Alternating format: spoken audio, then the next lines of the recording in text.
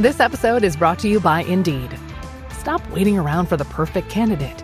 Instead, use Indeed sponsored jobs to find the right people with the right skills fast. It's a simple way to make sure your listing is the first candidates see. According to Indeed data, sponsored jobs have 4 times more applicants than non-sponsored jobs. So go build your dream team today with Indeed. Get a $75 sponsored job credit at Indeed.com/podcast. Terms and conditions apply. Justin, I consider myself an old dog, and but I like to learn some new tricks occasionally. So the and I like to think of myself as young, but I'm starting to realize that it's just not really that true anymore. Every day, man, you're a lot older than you were yesterday, but that's okay because we are here to learn from each other, and the best way to learn from each other is to glean from what's the youth learning. And I got to tell you, we have someone today that is he's a young guy, but don't let that fool you because he's smart. See, he's got the smarts, and I'm going to tell you all about it as soon as we introduce the show, which is right now. Ladies and gentlemen, welcome to the Marketing Geeks. Marketing Geeks. Welcome to the Marketing Geeks, everybody. And with that, we're going to take a quick break, pay some bills, and we'll be right back. Predator Badlands, now streaming on Hulu and Hulu on Disney+. Here, you're not the predator. You're the prey. Prey. Prey. Prey. Prey. Prey. Prey. Prey. Critics are saying it's epic, stunning, and breathtaking. Many have come here. None have survived. Predator Badlands, now streaming on Hulu and Hulu on Disney+, rated PG-13. Tomorrow morning is knocking. Stock your fridge now. How about a creamy mocha frappuccino drink? Or a sweet vanilla? Smooth caramel maybe? Or a white chocolate mocha? Whichever you choose, delicious coffee awaits. Find Starbucks Frappuccino drinks wherever you buy your groceries. So our guest today is he's 21 years old. Can you believe it? And he is an author and a web developer and a podcast host. And man, he is on the track. And I got to tell you, I got mad respect for that.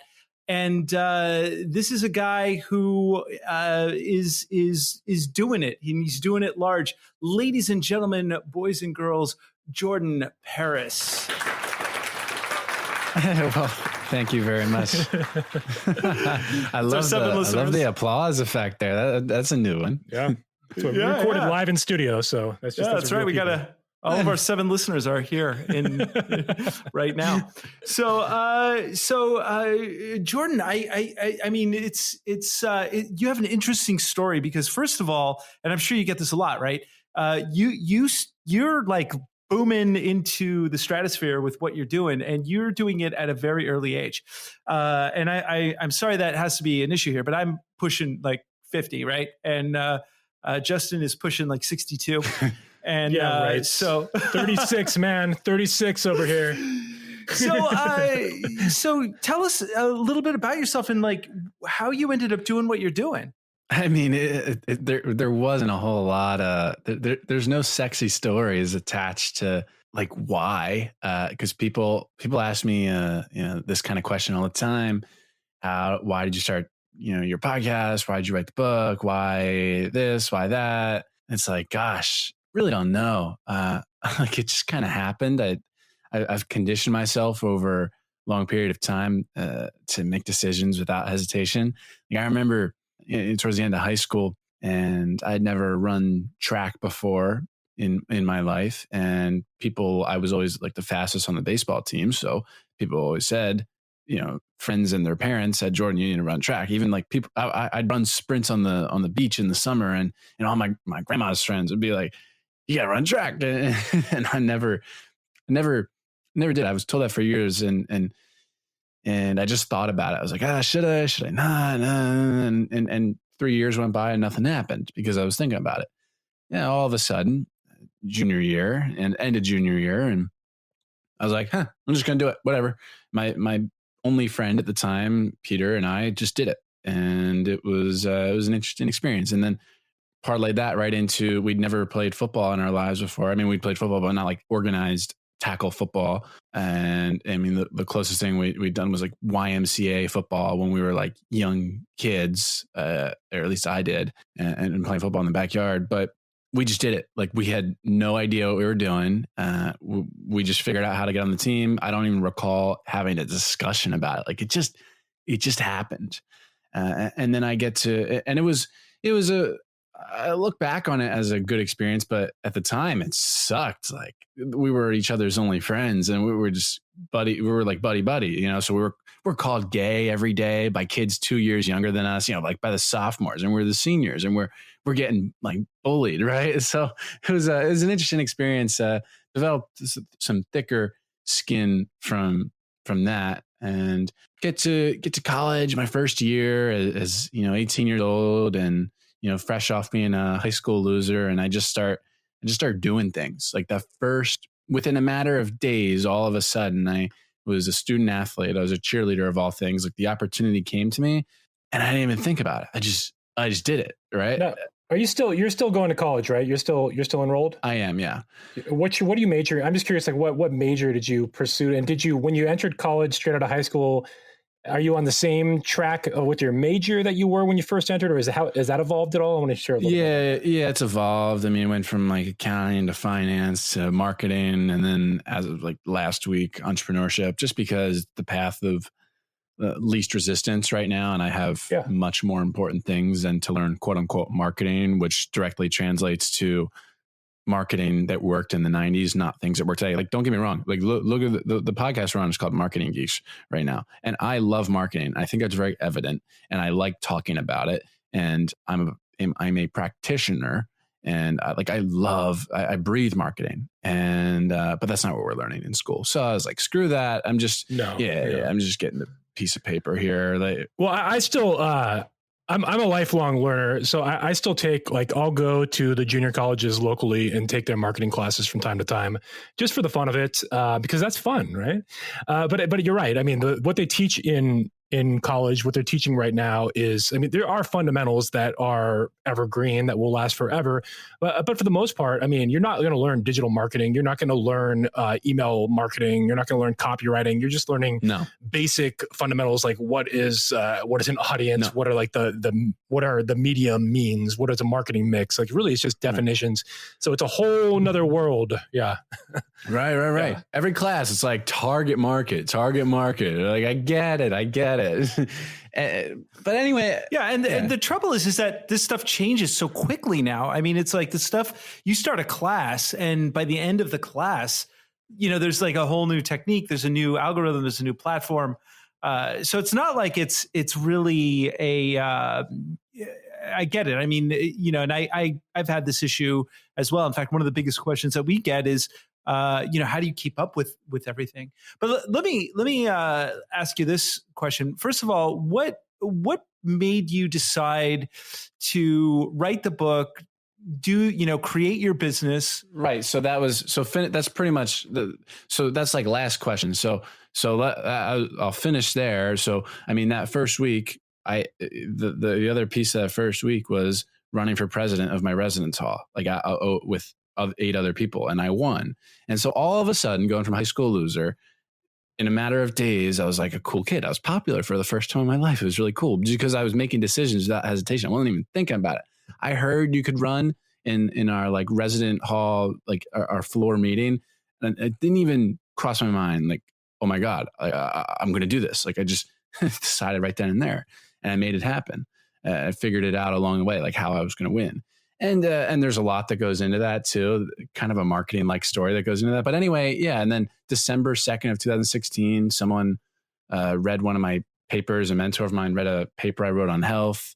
He goes, you need to start sharing this stuff. You should start a blog. And so December 2nd of 2016, jordanparishealth.com went up. It's now jordanparis.com, of course. And so I didn't even think about it. I just did it. And then, you know, a year and a half later, or a year and 4 months later, or 5 months with the podcast, same thing.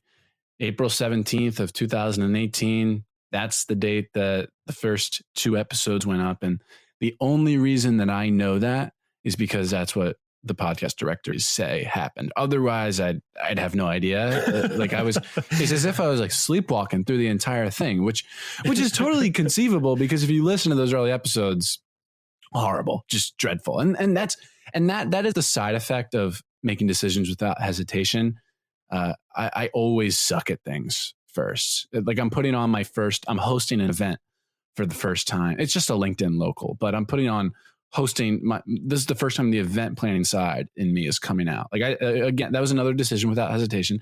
I have no idea what I'm doing, and it might just be a complete disaster. I'm really nervous for it. So that's the side effect, but I grow as I go, and I figure it out along the way. It's called imperfect action. And book, yeah, exact same thing. Just happen. Well, let me say this real quick, because if I was going to like rewind my life, and if I wanted to start a business around when I was as young as you are, the things that you are doing are like the perfect strategy, because number one, you have to deal with the clear objection that you're younger than most people, which is really a perceptual thing. It's not really a reality. I think people that are younger are sharper and often can bring insights just as powerful as anybody else. But the way that you can get around that is you have to build fast authority. And the things that you're doing, writing a book and starting a podcast, are two of the fastest ways to build quick authority and quick prestige, quick credibility in your business. You're doing both, plus having a blog, eventually doing live events, which is your next trajectory. Like everything you're doing, if you were going to ask me on like how I would go about getting quick authority in as a young person, is the correct strategy. So I don't know, did you stumble upon some of this stuff? Or were you like, was there any sort of game plan to this? Or is this kind of just been like, you're really diving in, learning as you go? Well, in the beginning, yeah, I just stumbled upon it. Now there's more of a concentrated effort. Now that I realize I have something on my hands here, there's much more strategy, and it's very process driven now. And, like building a process driven business is a whole nother story. And then the other piece to building authority, book and podcast are one thing, but there's so many books out there with 1 rating on Amazon or 0 ratings, and true. that are just with a really poor cover, that are just so poorly done. And there's a lot of podcasts out there that are a year old and have 0 ratings and are just really shockingly poorly done. Like it's crazy how much trash is out there in terms of podcasts. And I know there's going to be some people that are going to be offended by me saying this. Totally fine. I don't care, but it's just the facts. And as Ben Shapiro would say, without getting political or anything, I'm not picking sides here, but he has a great saying, facts don't care about your feelings. So I don't really care. So the other piece to that I started borrowing credibility from my guests. Yeah. I remember the first time I had a guest that had a verified badge on social media platforms. It was Tiffany Pham, episode 39 of my podcast. And I was like, so the way you would get head over heels for like a starstruck, someone else in a relationship. Yeah, exactly like that. And I was just so flunked. She actually talked to me, man. Yeah, right. And I thought it was the coolest thing. I mean, she's so cool, and I've had her on twice now, and she's a friend of mine, and she's amazing. But I was making it a much bigger deal than it actually was. But nevertheless, I was starting to borrow credibility from those people. Yeah. I was like, I realized like this is my chance. Like I'm now being, at least on a subconscious level, sometimes associated with Tiffany Pham. I mean, Tiffany Pham, a lot of people know Tiffany Pham, but for most people who hear that episode, it's going to be the first time that they're hearing Tiffany Pham. And it's with me. And so people are going to begin to associate me with these people. Even Dan Locke, a ton. And I know you just had him on in the episodes coming out around mine. Around this episode. I think right before. Oh, my buddy, Dan. That's great. Back to back. I'm so happy about that, because he's one of my favorite guests. He, by the way, he blew me away. Like us too.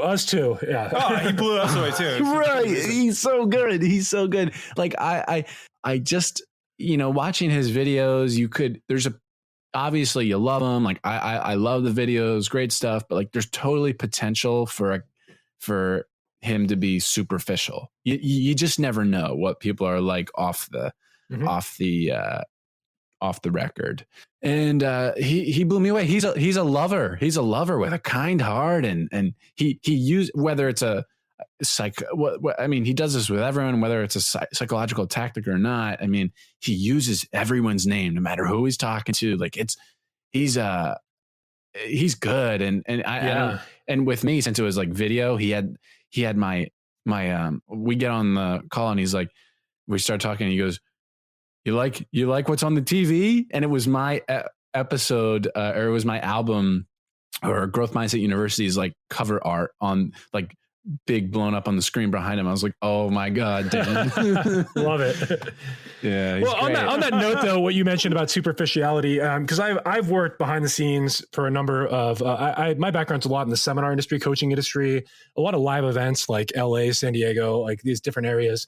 And I've experienced it, and not everything, it's not always what you see is what you get. A lot of times behind the scenes, it could be a little bit different than that. So it is really cool when you find somebody that's like the same on stage as they are off stage, and they really do care. They really add value. Like that makes all the difference. And so it's really cool to see and be able to recognize that. Yeah. You know who else is like that is James Altucher. And that is my episode that just came out with him. It was in New York City in front of a live audience. So, I mean, I guess technically that was my first event. It wasn't really as complex as what I'm planning now, but whatever. But yeah, people like, even though James and Dan, though, they're so popular and millions of people know them and follow them and have heard their name, for most people, because there's way more than 1 million people in the world, or 5 million people, right? There's way more than that amount of people. It'll be the first time that they're hearing that person. And so the cumulative effects of now 126 episodes for me, with the biggest names, brightest, most successful business minds, New York Times bestselling authors, like people that have sold tens of millions of copies of books, like Mark Manson and billionaires. And so the cumulative effects of having 126 episodes with those people, it has elevated my credibility up to around at least around that level. And I've seen the way people view me and treat the podcast, view the podcast, treat me and view me. I've seen that transform over. I mean, yeah, the podcast is what, 1 year and 4 months old, but especially the past 7 months, I've seen that transform, because that's when I really started making those. That's funny, because we started Marketing Geeks in June 2018. So we're at similar start points on our podcast. You have a few more episodes than we do, but we started at a similar time. So it's kind of funny to see the trajectories of growth between both of these shows. Now, you initially caught my attention because I think we connected on LinkedIn. You might have sent me a message, but I kind of like looked at your profile and I saw that you interviewed Mark Manson. And that was, you talk about borrowing credibility. That was huge because like, I know Mark Manson. He wrote The Subtle Art of Not Giving a Fuck, and which is a great book. If you haven't checked it out, I have not, I bought his new book, but I haven't, I bought the audiobook. Haven't listened to it yet. I need to listen to it. It's very good. It is awesome. I will, it's on my list. Yeah. I'll get to it soon. But again, like, yeah, you borrowed by you having him on your show. That gave me the insight on you that you knew what you were talking about. You gained authority points, and this all goes back. One of my mentors talks about like the Oprah Winfrey model and how did Oprah build her audience way back when? And the idea is that you're borrowing other people's credibility. You're bringing them on your show. They're going to promote to their audience. And every time somebody promotes you to their audience, some of those people are going to stick. And ultimately your audience over time is going to continue to expand. And that's the beauty of a podcast and having that guest platform, is that you're able to start slowly borrowing other people's audiences and sticking them onto you. And then over time, that authority is also coming. You're borrowing some of their authority, and that's sticking to you as well. So yeah, you're making huge strides. You're only 21. You're already getting into the live event space, which I think is one of the fastest ways to make a lot of money in this business. Great things happening. Yeah, you interviewed Rachel Starr. Tell me real quick about that one, because that's an interesting one.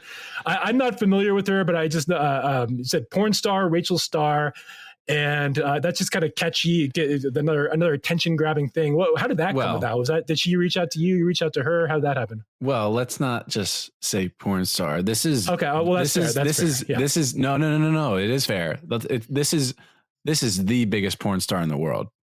Okay, this is Rachel Starr. So it was. I had the opportunity, and this goes back to a couple of my principles of treating everyone like they can get you a cover story on Forbes magazine, and I don't do this anymore. I mean, it says it in all caps on my LinkedIn profile, right? Top of the summary, no phone calls. But I used to take phone calls that I didn't know would amount to anything because I didn't have anything better going on. And, and so, yeah, and 99% of those phone calls, I'd walk away kicking myself like, oh my God, what a waste of time. And I even look back now and I'm like, oh my God, I cannot believe I spent an hour talking to that person. It literally was just a complete waste of time in my life. Maybe something will come around from 30 years from now. Maybe I'll run into them in New York City. I have no idea. But at right now, it just doesn't. It seems like a waste of time. But this one person ended up not being a complete waste of time, and we really hit it off. And he goes, you should talk to Rachel Starr. I'll introduce you to her. And who else you should talk to? Jordan Harbinger. I'll text him. I'll FaceTime you. We're going to be in London together in January. Jordan Harbinger will be on. He's been on the schedule for over half a year, ridiculous. But it'll finally be happening in about a week. And yeah, so I had the opportunity to be introduced, and Rachel and I seemed to hit it off right away. There was a point where, we were talking on Zoom or on the phone every other night for an hour or two each time. It was we really enjoyed talking to each other. It was great. And just in preparing for this interview, we had our interview prepared on the schedule for February 14th, which was, of course, Valentine's Day. And that's what the episode is called, Valentine's Day with Rachel Starr. Another one of our 2-hour conversations. But that one is public, of course. And yeah, it's just funny how it came about. And yeah, anytime you get somebody that's the top of their industry, it doesn't matter what the industry is. It really doesn't matter. There's going to be tons to learn from that person, because it doesn't happen by accident. People that are at the top of their game in any industry, whatever field they're in, that's not an accident. But they're doing something right. They have something to teach you. And so I haven't listened to that episode yet. I need to go back and listen to that episode with you and her. But I'll look forward to it. Exactly. And that was when people, some people would be like, Jordan, what the heck are you doing, man? And even now, the only people who have something negative to say about it are people who haven't heard that episode. And because when you hear it, it's you get it and it's good. And I know a lot of women that loved it and that listened to it, while they're putting makeup on in the morning, every morning. I'm like, that's so cool, and she inspires me, but it doesn't happen by accident. That's exactly what I would say to people. Yeah. Well, let me ask you this question a little bit, because one of the things that you talked about earlier was the going to school and not really getting out of the marketing classes, the things that you wanted to get out of. What are the types of techniques that you use currently that you find most effective, specifically targeting the getting the word out about what you're doing and how you're doing it? What do you think is most effective right now? That's a great question. It's a loaded question. I wouldn't try to reteach some of the things that I've learned in, say, books like .com Secrets by Russell Brunson, and on all sorts of books on the topic around me right now with my bookshelves behind me. I just kind of combined these skills and techniques, and even books on selling books on communication and human behavior and psychology, and just bundled it all into one. And that's just kind of how I operate. And it's how I've kind of operated over time. It's something I've been wondering about lately, but something that I've been going by for quite a while now is, multiple years, is draw something I got from .com Secrets. Draw your line in the sand, because if you stay neutral, nobody cares about you, nobody's talking about you, and thus you're not making money. So you'll see me post things like, Justin probably saw it yesterday, because I know he viewed my profile yesterday, whether it was because it might have been because of my post yesterday, but it's stuff like formal education is prison, like college is prison, formal education is a huge scam. Like, I post that stuff and it alienates so many people, and so many people get really angry at me. And I take a lot of flack, as I did yesterday, but I also get a lot of love. And so and I tend to agree with you, especially on that one. and there's a lot that goes into that. If you're really curious as to why formal education is a huge scam, I would go to jordanparis.com/Altoucher for the episode with James Altoucher, or /EP126, whatever is easy for you to remember. What makes it nice for you is you kind of play it both ways, though, because you are a student in college at the same time that you're saying this. So it's like, at least because they can't like fully criticize you, because you actually are getting a degree too. Right. And I mean, if it was my choice, I wouldn't be here, but it's not my choice. It's my parents' choice. And I can't be too upset at that, because I'm fortunate enough to have had, and it's like, I used to hesitate to say this, because I would think like, oh, what are people going to think of me if I say this? But it's just what happened. Like, these are my parents. Okay. They very, very diligent savers that put away a college fund of X amount of dollars for not one, not two, but all three kids. And that was in place for a decade before I went to school. So like, that was always their plan. And so to drop out would be blasphemy for them, not be good. And they've said like if I were to do that I'd have to pay everything back in tuition that they've spent so far, which would be around $90,000. So I tend to stay in school, because $90,000 can go so many other places. Well, I want to add something though, because one of the things that I've learned, and this goes with college, this goes with masterminds too, because there's a lot of masterminds out there that are $25,000, $50,000, $100,000 a year. Whoa. I don't think that the learning component is the most valuable piece. I think that from college and from masterminds, the most valuable piece is access to the network of people that are in those communities. So when you're in college, you can connect with like-minded people, and those people might be people you work with in the future. And that's where the value is, in my opinion, is the network of people there. Let me play devil's advocate here.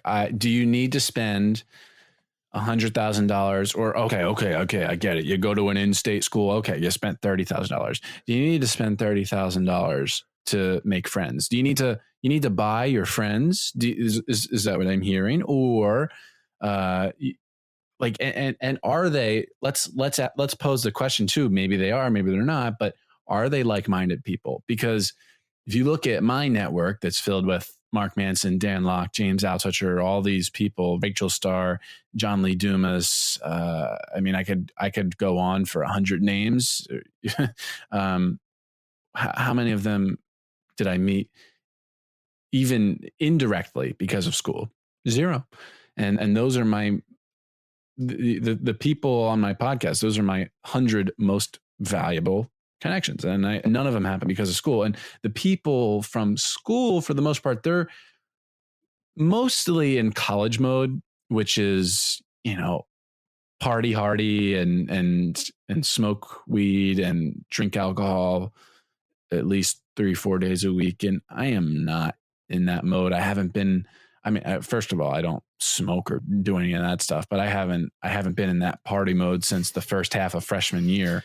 A long time ago. So for me, we just don't do the same activities. We don't care about the same things. And for that reason, I find it hard hard-ish to connect with them and really develop a meaningful relationship. I can talk to people. Like I've done so much work in the communication arena because that used to be a pain point for me. I can talk to anyone. It's just, is it going to be a really fruitful, meaningful relationship that I even value in my network and consider a high value person in my network? More often than not, actually the overwhelming majority of the time, no.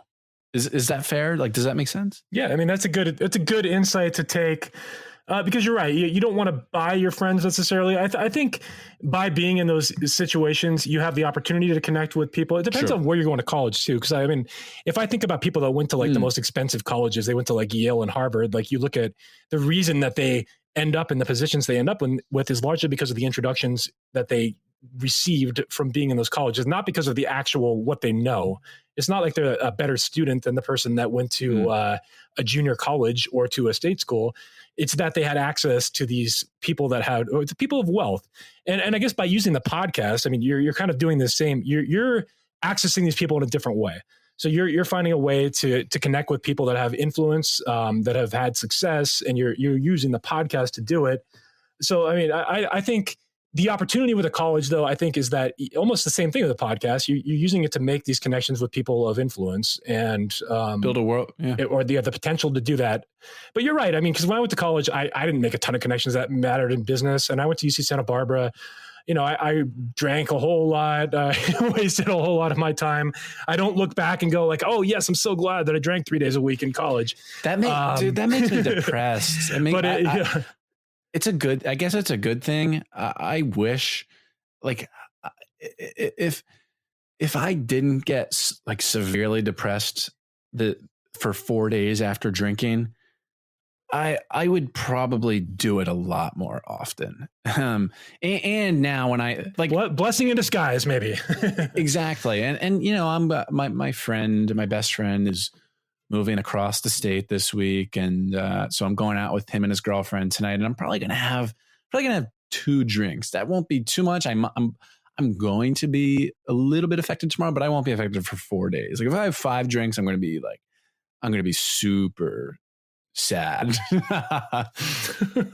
It's almost like I'm allergic to alcohol. I get it's a depressant, but I might just experience it a lot harder than most people. No, man, I'm totally allergic to alcohol. I actually found that out the hard way, and it's kind of tough because you go out with friends and everyone's drinking. And well, I mean, some people more than others, but you know what? Own it, and just it's probably definitely for the better.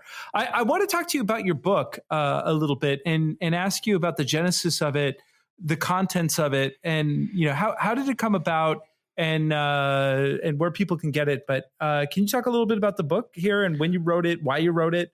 I have no idea. I have no idea how it came about. Really don't know. So it's I am thankful though. Something I was telling someone the other day. I am thankful for the timing of it. Thankful for the timing of the podcast as well. As you mentioned, they're foot in the door credibility builders for sure. Like it gets your foot in the door, and that was, or maybe you could equate it to the first and second steps of the staircase, right? The book and podcast are, you know, steps 1 and 2, and those just catch up the first couple of steps. But the timing was just perfect. That allowed me to do everything else that, you know, where we are today.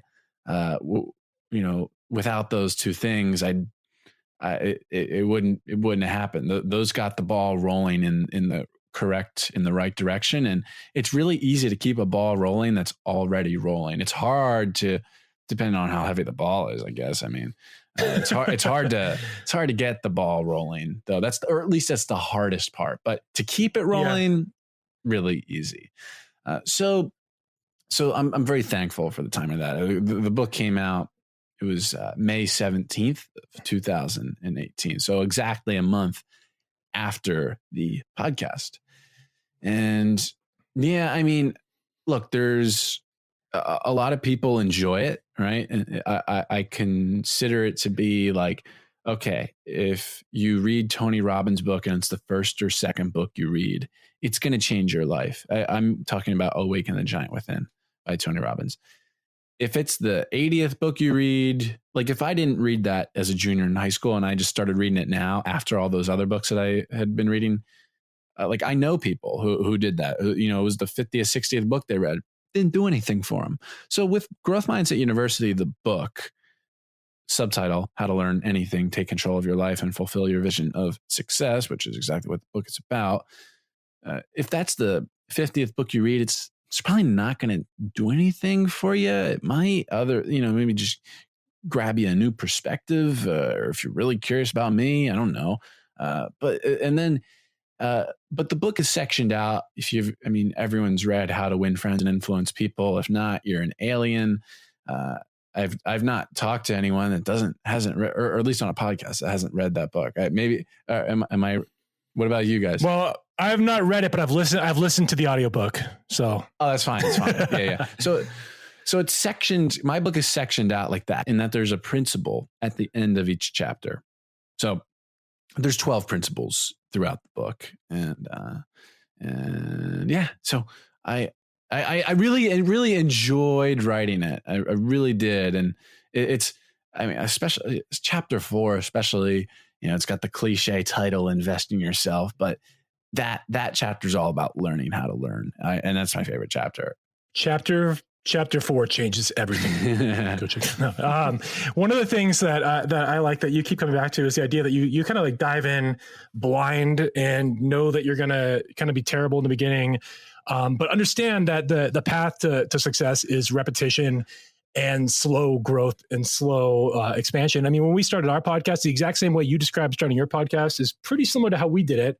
We didn't even do it as a serious thing. We were just experimenting. I had a client that I was managing his podcast, and I'm like, why don't we like experiment with starting our own while I'm kind of building his. And so we kind of just picked up a mic, started recording, and then we just kept doing it over and over and over. And eventually we had people start to reach out to us, and we started getting connections. And then we started doing what you did. We brought on like John Lee Dumas. We had Pat Flynn on the show. We had Dan Locke on the show now. And like people of influence. And it's just amazing how like, yeah, if you just go into something blindly, even like, and have a little bit of a leap of faith, like, and you actually have a growth mindset, meaning that you're willing to learn and willing to grow as you go along, big things can and will happen. And I'll let you respond to that in a second. But one other thing I wanted to ask you, you mentioned that you kind of had to teach yourself social skills, it sounded like, or at least like speaking skills, getting comfortable, maybe interviewing people. Tell me a little bit about that process. Because I consider myself a heavy heavy introvert. Most people that knew me like in high school would call me very shy, unless they saw me when I was drinking. But for the most part, I've had to do a lot of that stuff, and I've studied things like NLP, and I've done a lot of Tony Robbins, read a lot of his stuff. But what for you, like, what did you have to do to get better at being a public speaker or a public presence? Tell me about that. Well, I mean, it goes back to the roots of just being able to talk to someone and having fulfilling social interactions, right? I mean, because I was having way too many grossly unfulfilling social interactions where I'd kick myself afterwards and be like, why'd you say that? Why'd you do that? I'd just be shaking my head. And so rather than just sit back, lay in bed and cry, I did something about it. I laid in bed, cried, and then I found Vanessa Van Edwards. Then I found Vanessa and listened to every podcast interview that she's ever done. I read her book, Captivate: The Science of Succeeding with People. I took notes on it, lived it. I would read it and go out and be a practitioner of it and test it and work on my craft and get better. And then Jordan Harbinger and, listening to interviews that he's done and being a practitioner of his work. Right. And, so I went on that journey of, starting in January of 2018, over a year and a half ago now, and it absolutely changed my life and came full circle. I had Vanessa on the podcast. And so by that point, after preparing for her interview, had watched all of her interviews twice. So that was, it's just, I love learning that kind of stuff and reading the books on the subject. Even reading book. Oh, Chase Hughes, by the way, who's the one that introduced me to Rachel Starr. Chase Hughes wrote an excellent book called The Ellipsis Manual, Analysis and Engineering of Human Behavior. And that book is exactly what it is. Analysis and engineering of human behavior. There's a whole, it's to my left right now. There's a whole, imagine the periodic table of elements, but the behavioral table of elements with every gesture from head to toe and every vocal tonality on it. And it's like, and there's deception ratings for each of them and what they, it's really intense. Oh my God. How do you spell his name? I'll have to check this out. What do you spell his name? Hughes. Very simple. Hughes, and then just Chase. But Hughes. Yeah. So I learned all that stuff and made it happen. And over time, I just realized I was getting good at talking to people, and now I could talk to anyone. I don't even care. I don't even got to stress it. But going back to, I wanted to make a note of this, the decisions without hesitation, like just throwing yourself into things. We have to put an asterisk next to that because that's what it is for me. And maybe that's what you guys did for your podcast, but it doesn't work for everybody. I point to my friend Hala Taha, who hosts a podcast called Young and Profiting, which if you go to SoundCloud, you'll see that she gets nearly 20,000 listens every single episode. And she only has like 31 episodes. And I'll be on in 2 days. I'm excited. Yeah. And if you listen to episode number 1, it is the most perfect, well done piece of value on the face of the planet. Like it was perfect from day one and only got better. And oh my gosh. So she's not one of those people that is the decide without hesitation and just throw yourself into things. She's very strategic and plans things out in advance. And that's how it works for her. And she sees great success with that. As long as your strategicness doesn't leave you never taking action, that can be okay. Right. It's just sometimes for a lot of people, procrastination just leads to never, ever taking action. Well, yeah. And you could think about it. I mean, are you the type of person that, when you see a beautiful woman or anyone across the room, do you hesitate to approach them or you do it without thinking? Like I would overthink it and blow it and talk myself out of it even. So I am obviously the person that has to decide without hesitation. So, because if I think about it, I'm going to talk myself out of it. So what's next for you on the agenda? You're still in college. You've got the book, the podcast is taking off. Where do you see yourself going? Like, what's the trajectory for you personally moving forward? Having fun. Living life by design, and just enjoying continuation, growth. No, I want to get. There's one more topic I want to cover before we get into like anything that you're geeking in and stuff like that, which we will get to. But I want to hear a little bit about your experience with LinkedIn because you are obviously becoming a big presence on LinkedIn. I see you get a lot of engagement. Like I follow you on LinkedIn. I like a lot of the content that you've put out there. You even talk about how you use LinkedIn to get on podcast shows. And I'm like, wait a minute, he did that to me. That's exactly. Yeah. And like crap, I fell for it. But it's you got some great content on here and you get a lot of engagement. And I hear like Gary Vaynerchuk talks about like how he thinks LinkedIn is like Facebook 2011, meaning that like there's a big opportunity for organic growth right now where Facebook is kind of tapped out with organic, or even to an extent. They tapped out.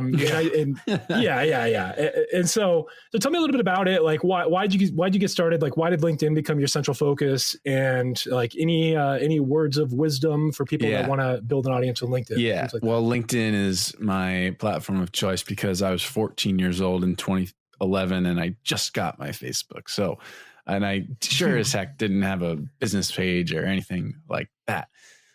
So I missed that train. But with LinkedIn, I mean, yeah, it's great. I can put something out, even if I'm like lazy and I just post a quote, I can put it out, and within like 5 minutes, I'll get 200 people that already saw it. And I'm like, whoa, this was 5 minutes ago. And like a lot of people already saw that and liked it. Like that's awesome. So the ability for me to, and imagine what it gets to after a week. I mean, sometimes a video in 3-second views will get to 75,000. I had 2 of those back to back 2 months ago exactly. And I mean, imagine those are 3-second video views. Imagine the amount of impressions. The impressions on those videos probably got into the millions, but that's just speculation. I don't have those statistics because it was on my personal page and not my company page. And those are bigger numbers than like we just did a video we just interviewed Ryan Levesque, and we did an interview. I posted that as a video, and I threw in like $25 to promote it on Facebook, and you're getting like bigger numbers than paid traffic on Facebook. So it's like there's some value there. Of course. Yeah. Yeah. This is all organic, right? Of course. How many followers do you have on LinkedIn? As of now, 20. I can tell you, I'm looking at it right now. 28,260. I'm looking at it. Nice. Oh, wow. It was at, I think, it was at 22 or 28. It was at 05 today. I had 28,205 in the beginning of the day, I think. So that's cool. Do you have any strategies for growing your LinkedIn followers? Is there anything that you do to increase that growth? Yeah, well, put out good content that create stuff that people want to share. Like I get 500 to 1,000 shares in a month. I don't ask anyone ever under any circumstances to share a piece of my content. I never do this, but I don't know what made me do it, but I messaged this lady who shared, I don't know what it was, but she shared it. And I said, thanks. I messaged her and said, thanks for sharing. And she goes, thank you. No, thank you for giving me valuable content to share. And I was like, well, that's just it. You got to give what can you post that will make people's lives better by sharing it? That's a question you got to ask yourself too. And you got to ask yourself too, why would they care? Like when I first started my podcast, I gave people no reason to care. I wasn't teaching anything other than cliches. It was just rambling. I didn't really have guests. And it was like, I wasn't qualified to teach on these things. It was stupid. There was no reason for people to care. There wasn't even a schedule for people to look forward to an episode on Monday, like no reason to care. And this is what I've now called the care factor. The care factor was sorely missing. And that's why nobody cared about the podcast. And now there's a whole lot of reasons to care about the podcast. You got to give people a reason to care. The other thing, for the record too, you can't even, these are follows. Like you can't connect with me if you don't have my email. You can't. and of course then the default button is the follow is, when you hover over my profile, it says follow instead of connect. Change that in the settings if for anyone that doesn't know. You can do that. You just got to find it somewhere. It might be I don't know. You just look it up. Google University. It's a great university, YouTube University. That makes a lot of sense because I don't do that right now, and I still have my connect button as my primary button, and I get a lot of spam direct messages. Lots of spam direct messages, though. That's the only difference. And I always read my messages, but I talk about this a lot. But it's if you don't have a personalized message, oh my God, like you won't even get past like 5 words with me. If I feel like I'm reading canned message or something that's like a template, it doesn't last long, and it ultimately it doesn't work. I know that you're not I know you direct message people, but I get the feeling that you're not cut and pasting templates with people. No, absolutely not. And people, oh my God, I was on someone's show last week that, they're asking me like how I do good on LinkedIn. And this guy's like, he's like, yeah, I do the best I can. And he thinks it's okay to have one of those platforms automatically post for him. It's like, yeah, it's not freaking okay, dude. It's really obvious when that happens with like the @ symbol, and it's like a mess. And no, it's lazy. And if you don't care, why would anyone else care? So, and if you're not native to the platform, like if you have a post, if you do an Instagram post and you share it to Twitter, like a lot of people do their Instagram and just that's their Twitter presence. It's like a share. Oh, it's horrible. Instagram. That's terrible. Yeah. I know people with verified badges that do that. And I'm like, holy crap, what are you doing? You're ruining your profile. Like it could look so good. You got the badge. Like if you just stopped clicking the auto syndicate to like Twitter, it would look really a lot better. But I do have, I give a 55-minute lecture on LinkedIn that I turned into a course. This is one of my this course is not as well done as my podcasting course. Of course, it's a 55-minute lecture on LinkedIn, but you get this course for free, of course. Oh, of course, I said, ha, ha, ha. But a lot of courses there. You can get this course, this LinkedIn course from me, the lecture that I give at jordanparis.com/LinkedIn. It's right there. So, yeah. Awesome. jordanparis.com/LinkedIn. Yeah. So we can follow you on LinkedIn and tell us a little bit. You've got the podcast course. You want to tell us a little bit about the podcast course and what is going to be in that? Yeah. Podcasting, I think there's a great, huge opportunity in podcasting right now. And a lot of people that we know, they're playing celebrity bingo, just checking the boxes, getting the biggest names on the podcast, as opposed to building a process-driven business around your podcast and monetizing it. No, doesn't have to be with ad revenue. It can be, that's fine. But there's a better, more sustainable way to do it. And so throughout that hour-long course, I teach you that. And so you can go to jordanparis.com/PU for that course. It's free again. And that's all I'll give you on it. Perfect. Well, we'll definitely check that out. Well, we're going to wrap up here, but before we do, Jordan, what are you most geeky about right now? I am anything goes. Yeah. Well, I usually call the TV the income reduction box, but I for right now, it's just me fighting a little bit of cognitive dissonance because I've been watching a little bit of TV, but it might be serving me right now. I think I like the downtime.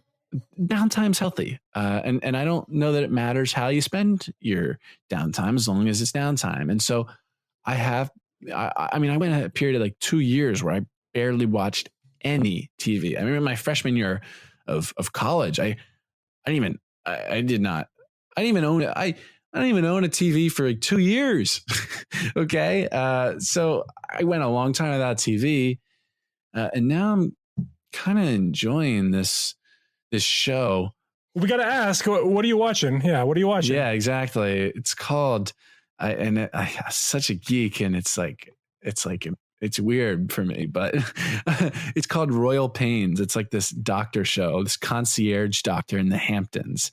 And I'm just very appreciative of the many storylines going on throughout the different seasons and the way they bring things full circle, maybe even like 16 episodes later, and that you forgot about, and just I'm enjoying it mostly, but also from a storytelling perspective, I'm learning at least a little bit from that. It's a good show, and I like the the cast.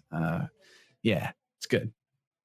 How about like books and influencers? What are your favorite? Like, who are you following? Who are some of the top influencers that you've learned from? And maybe a couple book references even. Yeah, Mark Manson, James Altucher, and Dan Locke. I loved Choose Yourself by James. I loved all of Mark's books. Yes, even the dating one, which is fantastic. By Mark Manson. It's the subtitle. Actually, have it right next to me. I'm holding it in my hand.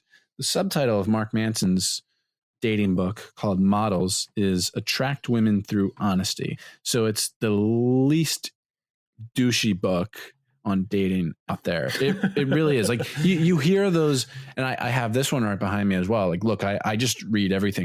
You don't have to agree with something. You don't have to agree with everything you read. So I have that. People have probably heard of The Game by Neil Strauss. And that is the most douchey and generally offensive dating book, even if you want to call it that, out there. It's more of a hooking up book. But so I've seen it. I've seen it all there. So but anyway, I like reading Mark, James, and Dan with his videos, and that's what I enjoy right now. And Vanessa Van Edwards. I also subscribe. I also subscribe to that philosophy, though, that it's okay, even if you don't agree with something, it's okay to still read it, because it's good to have alternative perspectives on things too, and to understand what else is out there. I don't believe in just because something is not to your liking that you should not expose yourself to it. It's good to at least keep an open mind and know what's out there. So I agree with that. Nice. Justin, what are you geeky about right now? Nothing too new, man. I'm just going to go back to my my show Dark on Netflix. It's freaking amazing. That's like the time travel show. I love it. There's only 2 seasons. It's not, about 20 episodes on there. It's I think it was filmed in German, so it's dubbed. So the acting is not like fantastic, but you can watch with subtitles too. But it's such a good show. And I've mentioned this one too. On Prime, you can get a movie called Under the Silver Lake, which so far I'm the only one that's enjoyed this movie. Nobody else has liked it, but it's like there's like a whole Reddit community around it because it has all these like hidden codes and meanings in it, and it's crazy metaphors. It's really, I love it. So I'm geeky about. I just read a really great article in the New Yorker about Alan Dershowitz. Talk about a douche. Oh my god! Like this. Like basically. How do you really feel? Well, I'll put it to you this way. His friend was Jeffrey Epstein, and he was good friends with him. Decided to be his lawyer for free. And the funniest part about it is that Jeffrey Epstein had these women come over, and they were all underage. And Alan Dershowitz is this old dude, man. He's like 80. And at first he's like, oh, I just went over there, but I knew nothing about what was going on. And recently he came out and he's like, well, I did go over there, and I was at Jeffrey's house once, and I did get a massage, but it was by an old Russian lady named Olga, and I kept my underwear on, and I didn't even like it. And I was just thinking, like, if I came home and I was like, hey, honey, my friend Jeffrey, the child molester. I did get a massage at his house, but it was all legit, and I kept my underwear on. I think she would just look at me for a very long time and not say anything. Yeah, you might be in the doghouse on that one. Yeah, but there's a great expose on him in the New Yorker, which has the finest writing of anything out there. The New Yorker I'm geeky about the New Yorker. It's just amazing. But if you get an opportunity, check out that article, because it gets into who this person is and what's kind of really going on. Great journalism, fantastic journalism. So that's what I'm geeky about. Awesome. So Jordan, thank you so much for being on the show. And with that, ladies and gentlemen, another fine episode of the Marketing Geeks comes to an end. Jordan, good luck. Yes, thank you for being on, Jordan. Awesome insights, awesome points to learn from. Check out his podcast course. Check out his LinkedIn 55-minute video. Lots of great value.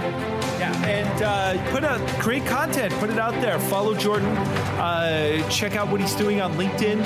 I'm definitely going to do that, because you know what? For an old guy, I'm willing to learn from anybody, no matter who it is. and that's the point, right? So yeah, Jordan, we should have a you know what we should do? We should create some controversy and do like a rap battle where I diss you on our rap track, and then you can diss us, and then we'll like. That's right, yeah. You know, we'll like make some controversy. Machine Gun Kelly Eminem flashback. Yeah, that's what I'm talking about. No, but in all seriousness, thank you so much. And check out JordanParis.com. Check out his podcast. Check out his book. You can get it on Amazon. And with that, ladies and gentlemen, stay classy.